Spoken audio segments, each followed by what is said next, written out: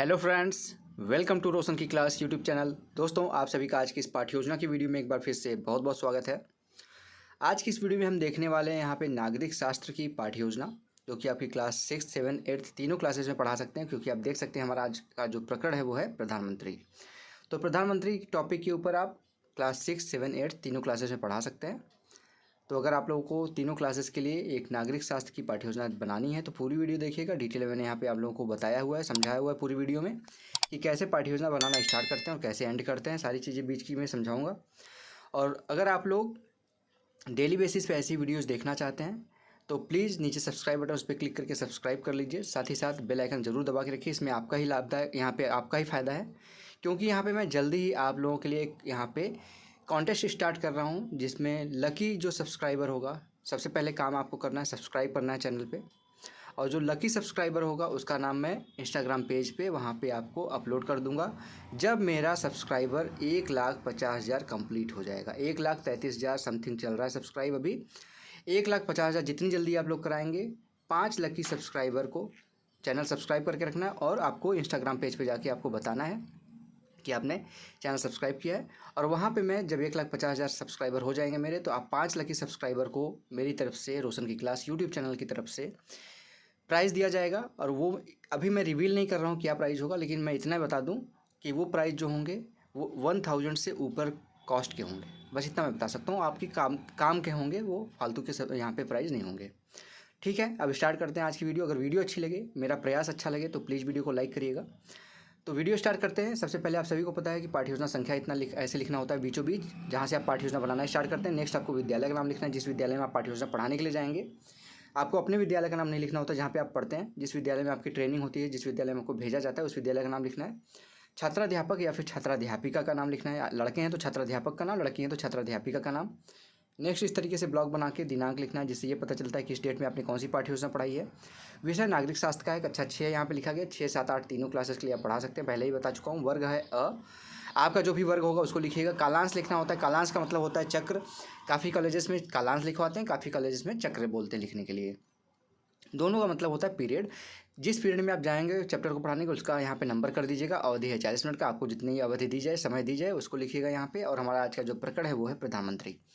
सामान्य उद्देश्य के सामने देखिए लिखा गया है पूर्ववर्त। पूर्ववर्त का मतलब होता है कि इसके पहले अगर आप नागरिक शास्त्र या फिर सामाजिक विज्ञान की कोई पाठ्य योजना बना चुके हैं, तो उसमें अगर सामान्य उद्देश्य लिखे हैं आप, सामान्य उद्देश्य में आपका विषय के अनुसार जो पढ़ाने के बाद जो समाज, जैसे कोई विषय पढ़ा रहे हैं तो वो उस विषय का सामान्य उद्देश्य सभी में सेम रहेगा, सभी पाठ्य योजनाओं में।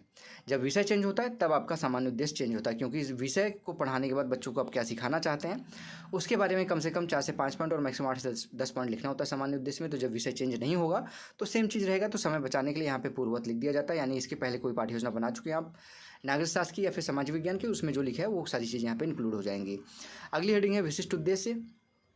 इसमें देखिए विशिष्ट उद्देश्य के अंतर्गत भी आपको यहाँ पे हेडिंग वाइज लिखना होता है। इसमें आपका मतलब ये होता है कि आपका जो टॉपिक होता है उसको पढ़ाने के बाद बच्चों को क्या सिखाना चाहते हैं, क्या बताना चाहते हैं, वो बच्चे इस टॉपिक को पढ़ने के बाद क्या सीखने वाले हैं, उसके बारे में यहाँ विशिष्ट उद्देश्य के अंतर्गत लिखना होता है। तो इसके अंतर्गत भी आपको 2 से 3 पॉइंट मिनिमम और मैक्सिमम 5 से 6 पॉइंट लिखना होता है हेडिंग। तो यहाँ पे पहला हेडिंग है ज्ञानात्मक उद्देश्य। इसमें पहला पॉइंट देखिए लिखा गया है छात्र प्रधानमंत्री के विषय में ज्ञान प्राप्त कर सकेंगे। दूसरा पॉइंट है छात्र प्रधानमंत्री के विषय में प्रत्यास्मरण कर सकेंगे। दूसरा है यहाँ पे हेडिंग बोधात्मक उद्देश्य।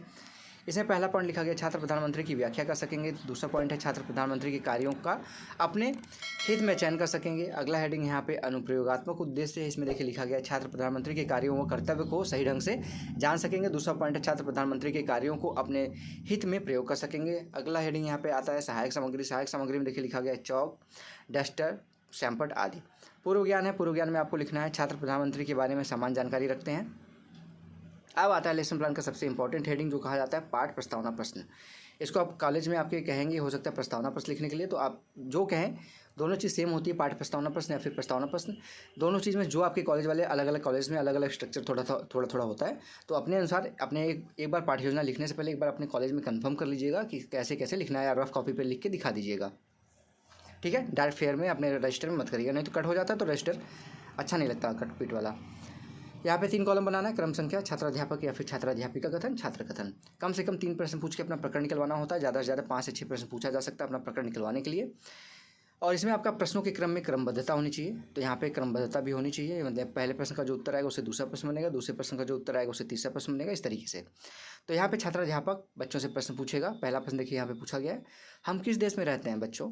तो बच्चे बोलेंगे हम भारत देश में रहते हैं। फिर दूसरा प्रश्न बनेगा भारत से, भारत की राजधानी कौन से कहाँ है? बच्चे बोलेंगे नई दिल्ली। तीसरा प्रश्न है दिल्ली में मंत्रियों की बैठक कहाँ होती है? बच्चे बोलेंगे संसद भवन में। चौथा प्रश्न फिर बनेगा संसद भवन में मंत्रिमंडल की बैठक का अध्यक्ष कौन होता है? बच्चे बोलेंगे प्रधानमंत्री। अब प्रकरण तो आपका चौथे क्वेश्चन में निकल गया। अब पांचवा प्रश्न आपको समस्यात्मक बनाना होता है। पांचवा प्रश्न है देखिए यहाँ पे, प्रधानमंत्री और उसके कार्यों के विषय में आप क्या जानते हैं? बच्चे नहीं बता पाएंगे। देखिए यहाँ समस्यात्मक लिखा गया, ध्यान से देख लीजिएगा। समस्यात्मक प्रश्न जैसे ही होगा अपना उद्देश्य कथन आपको बोलना होता है। उद्देश्य कथन देखिए नीचे लिखा गया हेडिंग में, छात्रों आज हम प्रधानमंत्री के बारे में विस्तृत अध्ययन करेंगे। अब बच्चों को टॉपिक का पता चल गया कि उनको आप क्या पढ़ाने वाले हैं, कौन सा टॉपिक है, उसको स्टार्ट कर सकते हैं। यहाँ पे देखिए लिखा गया है आदर्श पाठ प्रस्तुतिकरण, उस चीज़ को प्रस्तुत करेंगे, उस पाठ को। इसको कॉलम वाइज यहाँ पे 4 कॉलम में डिवाइड किया गया है, क्रम संख्या या फिर शिक्षण बिंदु, छात्राध्यापिका कथन, छात्रा कथन, श्यामपट्ट कार्य। ठीक है, प्रश्न पूछेंगे बच्चों से आप। पहले विकासात्मक प्रश्न, डॉक्टर मनमोहन सिंह किस पद पर कार्यरत थे? बच्चे बोलेंगे प्रधानमंत्री के पद पर कार्यरत थे। दूसरा प्रश्न है प्रधानमंत्री के बारे में आप क्या जानते हैं? या फिर इस तरीके से मनमोहन सिंह के बारे में नहीं लिखना चाहते तो यहाँ पे लिख सकते हैं नरेंद्र मोदी भारत के क्या हैं? तो बच्चे बोल देंगे यहाँ पे प्रधानमंत्री हैं। दूसरा प्रश्न फिर पूछ सकते हैं प्रधानमंत्री के बारे में हम क्या जानते हैं? नहीं बता पाएंगे बच्चे डिटेल में, समस्यात्मक हो जाएगा। जैसे समस्यात्मक होगा अपना यहाँ पे स्पष्टीकरण देंगे। पहला शिक्षण बिंदु है प्रधानमंत्री और उसके कार्य। स्पष्टीकरण है प्रधानमंत्री की नियुक्ति राष्ट्रपति करता है। संविधान के अनुच्छेद 74 के अनुसार राष्ट्रपति के कार्यों के यहाँ पे संपादन व सलाह के लिए एक मंत्रिपरिषद होती है जिसका प्रधानमंत्री होता है। यहाँ ध्यान से देखिएगा, मैं एक एक चीज़ पढ़ रहा हूँ, गलत ना हो। पद ग्रहण करने के पहले प्रधानमंत्री को पद और गोपनीयता की शपथ लेनी पड़ती है। प्रधानमंत्री देश का मुख्य नेतृत्व करता कहा जाता है। प्रधानमंत्री बहुमत दल का नेता भी होता है तथा इसका कार्यकाल 5 वर्ष का होता है। भारत में प्रधानमंत्रियों में सबसे लंबा कार्यकाल प्रथम प्रधानमंत्री पंडित जवाहरलाल नेहरू का रहा है, जो वे के कुल 16 वर्ष 9 महीने 13 दिन तक अपने पद पर रहे। सामने वाले कॉलम में देखिए लिखा गया, छात्र वाले कॉलम में छात्र कथन को ध्यानपूर्वक सुनेंगे। सैंपल वाले कॉलम में देखिए लिखा गया प्रधानमंत्री की नियुक्ति राष्ट्रपति द्वारा होता है और उसके बाद प्रधानमंत्री बहुमत दल का नेता होता है। जो इंपॉर्टेंट पॉइंट हो ना, आपने जो स्पष्टीकरण दिया उसको सैंपल पे लिख देते हैं। अब बोध प्रश्न आता है। बोध प्रश्न देखिए, पहला प्रश्न है प्रधानमंत्री की नियुक्ति किसके द्वारा होता है? तो बच्चे बता देंगे राष्ट्रपति द्वारा किया जाता है। दूसरा प्रश्न है मंत्रिमंडल का अध्यक्ष कौन होता है? बच्चे बोलेंगे प्रधानमंत्री होता है। तीसरा प्रश्न है यहाँ पे देखिए, प्रधानमंत्री के क्या क्या कार्य हैं? बच्चे नहीं बता पाएंगे, समस्यात्मक हो जाएगा, समस्यात्मक लिखिए। जैसे ही ये टॉपिक प्रश्न समस्यात्मक हुआ, इसी टॉपिक से अपना शिक्षण बिंदु अगला बना दीजिए। यहाँ पे देखिए शिक्षण बिंदु होगा प्रधानमंत्री के कार्य, यहाँ पे इसको लिख लीजिएगा, यहाँ पे लिखा नहीं गया है, यहाँ से लिख लीजिएगा प्रधानमंत्री के कार्य, यहाँ पे लिख लीजिएगा शिक्षण बिंदु में। स्पष्टीकरण देंगे। स्पष्टीकरण में देखिए लिखा गया देश में विकास कार्यों को प्रधानमंत्री स्वीकृति देता है। प्रधानमंत्री योजना आयोग का अध्यक्ष होता है। अब तो नीति आयोग हो गया, ठीक है, योजना आयोग तो खत्म हो गया, प्लानिंग कमीशन को एंड करके 2014-15 में नीति आयोग बना दिया गया, तो इसको कन्फर्म को सही कर लीजिएगा। राज्यों के विकास कार्य हेतु आर्थिक सहायता प्रधानमंत्री के द्वारा प्रदान की जाती है। अन्य देशों के साथ संबंधों को स्थापित करने की जिम्मेदारी प्रधानमंत्री की होती है। देश की सुरक्षा एवं सैन्य शक्तियों को बढ़ावा प्रधानमंत्री देता है। नई योजनाओं को प्रधानमंत्री पारित करता है। सैंपल वाले कॉलम में सेम चीज़ लिखना है आपको, यहाँ पे छात्र वाले कॉलम में सभी छात्र ध्यानपूर्वक सुनेंगे। फिर से बहुत प्रश्न पूछेंगे बच्चों से आप। देश में विकास कार्यों को कौन स्वीकृति देता है? तो बच्चे बोलेंगे प्रधानमंत्री स्वीकृति देता है। दूसरा प्रश्न है योजना आयोग का अध्यक्ष कौन है? यहाँ पे भी सही कर लीजिएगा, यहाँ पे नीति आयोग कर लीजिएगा, तो प्रधानमंत्री होते हैं इसके अध्यक्ष। तीसरा प्रश्न है सैन्य शक्तियों एवं सुरक्षा को कौन बढ़ावा देता है? बच्चे बोलेंगे प्रधानमंत्री देता है बढ़ावा। चौथा प्रश्न है देश में नई योजनाओं को कौन पारित करता है? बच्चे बोलेंगे प्रधानमंत्री करता है। अब यहाँ पे आपका प्रस्तुतिकरण समाप्त होता आता है सैंपल सारांश। सैंपल पे जो जो इंपॉर्टेंट पॉइंट लिखे थे उसको आप अपने ब्लैक बोर्ड पे जहाँ पे आप पढ़ा रहे हैं उस पर एक किनारे लिख दीजिए, जिससे इंपॉर्टेंट पॉइंट बच्चे अपनी कॉपी में नोट कर सकें। तो यहाँ पे देखिए पहला पॉइंट लिखा गया प्रधानमंत्री की नियुक्ति राष्ट्रपति करता है। दूसरा पॉइंट है प्रधानमंत्री बहुमत दल का नेता होता है। तीसरा प्रश्न है देश में विकास कार्यों को प्रधानमंत्री स्वीकृति देता है। चौथा प्रश्न है प्रधानमंत्री योजना यानी कि नीति आयोग का अध्यक्ष होता है।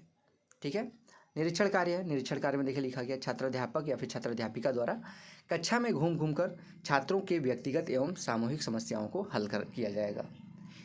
निरीक्षण कार्य भी हो गया। अब मूल्यांकन प्रश्न आता है। मूल्यांकन प्रश्न में देखिए लिखा गया है डॉक्टर मनमोहन सिंह किस पद पर थे? इसके पहले मुख्य पूछ लीजिए कि किस पद पे थे। से वैसे तो इसके पहले वो फाइनेंस मिनिस्टर भी रह चुके हैं, तो उसके से नहीं मतलब है, आप डायरेक्ट बोल दीजिए कि प्रधानमंत्री यहाँ पे नरेंद्र मोदी के पूर्व भारत का प्रधानमंत्री कौन था, तो बच्चे मनमोहन सिंह बोल सकते हैं। इस अपने हिसाब से प्रश्न बना लीजिएगा। दूसरा प्रश्न है प्रधानमंत्री की नियुक्ति कौन करता है। तीसरा प्रश्न मंत्रिमंडल का अध्यक्ष कौन होता है। प्रधानमंत्री के कार्य क्या क्या हैं, कौन कौन से कार्य हैं। लास्ट हेडिंग आती है यहाँ पे लेसन प्लान की गृह कार्य यानी होमवर्क। बच्चों को घर से करके लाने के लिए होमवर्क जरूर देना चाहिए, जिससे बच्चे घर पे जाएं और आपके द्वारा पढ़ाई की चीज़ों को रिवाइज करें। जब होमवर्क करेंगे तो रिवाइज करेंगे, और आपके पढ़ाने का जो उद्देश्य था, ये चैप्टर पढ़ाने के बाद बच्चे क्या क्या सीखने वाले हैं, क्या क्या आ जाएगा, वो सारी चीज़ें होमवर्क करते करते बच्चों को और अच्छे तरीके से आ जाएगा। तो गृह कार्य में देखिए दिया गया है सभी छात्र प्रधानमंत्री के बारे में पढ़कर आएंगे। लास्ट में यहाँ पे सुझाव हेडिंग लिखा रहता है। यहाँ पे पर्यवेक्षक आपका जो रहता है सुझाव देता है, कुछ कमी होगी तो उसको भी लिखेगा, कुछ अच्छाई की होगी आपने पढ़ाते समय तो उसको यहाँ पे सुझाव द्वारा बताया जाएगा। तो ये था दोस्तों आज का लेसन प्लान। अगर आप लोगों को लेसन प्लान अच्छा लगा हो तो प्लीज़ वीडियो को लाइक करिएगा, और जैसे स्टार्टिंग में मैंने बताया आप लोगों को, अगर आप लोग 1,50,000 मेरा सब्सक्राइबर करा देते हैं, जितनी जल्दी कराएंगे उतनी जल्दी मैं यहाँ पे आप लोगों के लिए प्राइज़ लेके आऊँगा मैं आप लोगों को। और सबसे पहले उसके लिए एक ही काम करना है कि नीचे सब्सक्राइब बटन उस पर क्लिक करके सब्सक्राइब करके रखना है चैनल को, और इंस्टाग्राम पेज पे आपको जाके बताना है कि आपने चैनल सब्सक्राइब कर दिया है, जिससे मैं आप लकी सब्सक्राइबर को वहाँ से चुन सकूँ और आप लोगों को इनाम दे सकूँ। और वीडियो की PDF अगर आप लोगों को चाहिए तो रोशन की क्लास टेलीग्राम चैनल से जाके बिल्कुल फ्री में डाउनलोड कर सकते हैं। तो फ्रेंड्स मिलते हैं नेक्स्ट वीडियो में, तब तक के लिए आप सभी का बहुत बहुत धन्यवाद। जय हिंद, वंदे मातरम।